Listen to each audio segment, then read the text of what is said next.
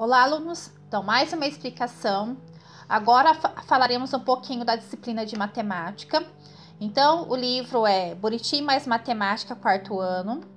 E o assunto é relação entre multiplicação e divisão, que estará na página 116 para vocês aí, tá bom?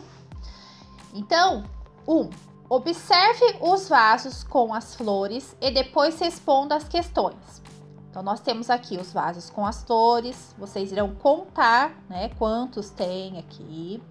Então, seria o quê? Uma noção de multiplicação e divisão. Então, cada vaso tem 6 florzinhas, né? Nós temos o quê? 5 vasos. Então, a letra A tá falando assim, ó. A. Quantas flores há no total? Nessa situação, que a multiplicação tem como resultado o número total de flores.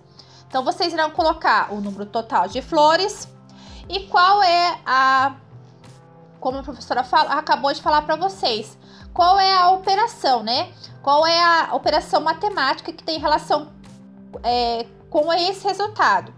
Então, nós temos o quê? 5 vasos, cada um tem 6. Então, vai colocar 5 vezes 6, igual a 30. Ok? B. Podemos dizer que as 30 flores estão divididas igualmente entre 5 vasos? Nessa situação, que a divisão tem o resultado, o número de flores de cada vaso. Então, por exemplo, se eu colocar assim, ó, 30, que seria o total, né? Qual que é a relação? Tá falando assim, qual a relação da divisão, da multiplicação com a divisão e da divisão com a multiplicação? Se eu pegar o resultado 30, que seria a quantidade de flores, e dividir por 5, eu não vou obter 6 flores na realidade? Então, essa é a relação que ele quer que você escreva aqui, tá bom? Que seria a relação da conta de multiplicação com a conta de divisão. A divisão, você vai pegar o resultado e vai dividir pela quantidade de vasos, que vai obter a quantidade de flores. C. Podemos dizer também que as flores estão distribuídas em vasos com 6 flores cada um? Nessa situação, que divisão tem como resultado o número de vasos. Então, vocês irão pegar novamente o resultado, que seria 30, e vou dividir pela quantidade de flores, que eu vou obter a quantidade de vasos, tá certo? Então, vocês irão pensar aqui na divisão que a professora acabou de falar para vocês, tá? Próxima aí. Observe que os números 5, 6 e 30 podem ser relacionados por meio de 2 multiplicações e de 2 divisões. Então, nós temos lá 5 vezes 6 igual a 30, 6 vezes 5 igual a 30, 30 dividido por 6 igual a 5 e 30 dividido por 5 igual a 6. É isso mesmo.